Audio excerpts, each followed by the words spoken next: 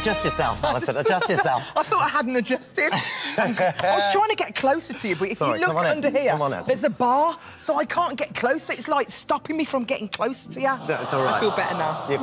That's nice. There we go. Did you see that bar? You went right low, didn't you? Thank goodness I had my legs closed. Thank goodness. Yeah, there's a bar that separates us. Don't you worry about it. There's no leg business going on under here. Welcome back, everyone. Welcome back.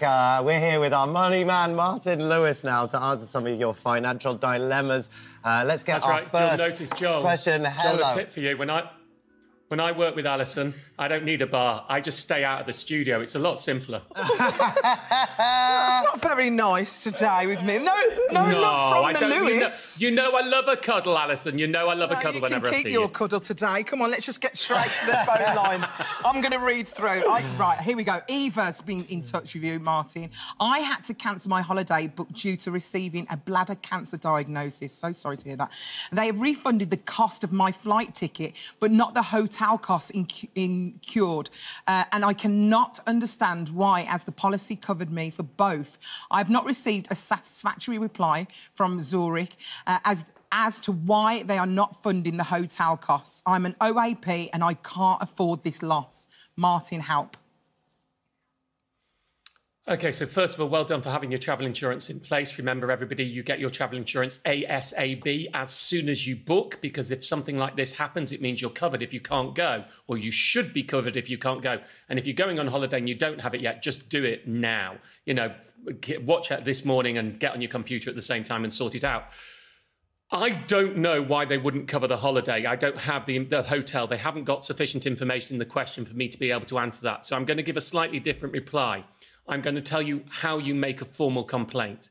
So you want to get in touch with them. You can call them up or you can do it in writing, whichever you prefer, and make a formal complaint that you think you have been treated unfairly and that the hotel should have been covered.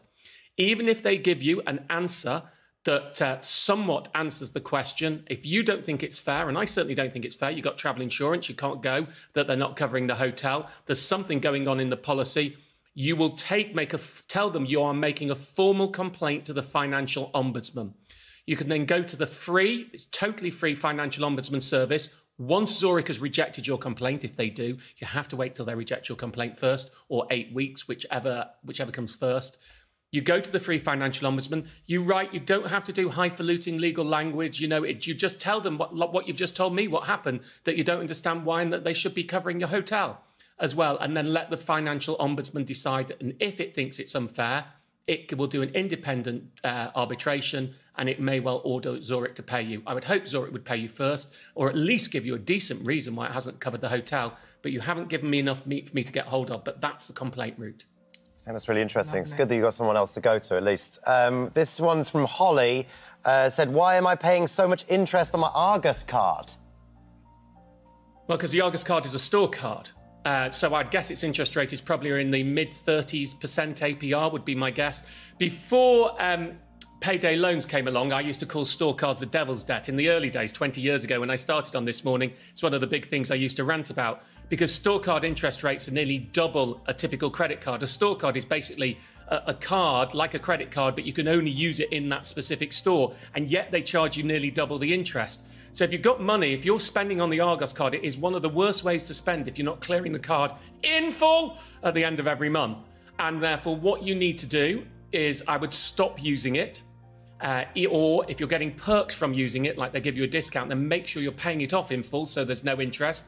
And if you've got debt on it, you can do a balance transfer, which I normally talk about with credit cards. A balance transfer is when you get a new credit card with a 0% offer that pays off the debt on your existing credit or store cards for you. So you now owe the credit card instead, but at 0% interest, interest-free. And if you can't afford to clear the Argos card, then go online, do a balance transfer eligibility check to see what balance transfer you're able to get and what the best 0% period is, and shift the debt onto a balance transfer card and stop using that Argos card, because it's very expensive if you're borrowing on it, as are most store cards. That's interesting.